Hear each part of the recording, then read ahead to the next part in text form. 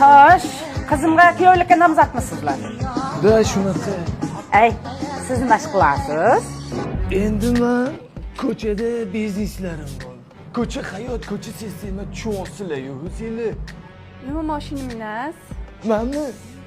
Men katta bolalarni jentrasidan haydayman. Ey, sen cho'pon bo'lsang kerak, a? Yo'q, to'g'ri, oddiy bolaman. Unaqa maqtanadigan narsam yo'q. Ha, hop, nima ish qilasan? Shu oddiy Amerikada trak haydayman. Traktor deydimi? Yo'q, onajon. Trak bu yuk mashinasi. Chikagoda Restart degan kompaniya bor. O'sha yerda yuk mashina haydayman. Ha, bo'pti. Nech pul topasan oyog'i? Shundan gapir. Uncha ko'p emas. Shu oyiga 10,000-15 ming dollar ishlayman. Nima mashina minasiz? Oddiy gelik. Velik deydimi?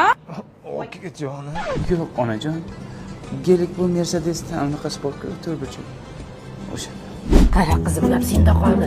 Mana biznesmen sarpishakdimi yo oddiy traktorchimi? Bu talla.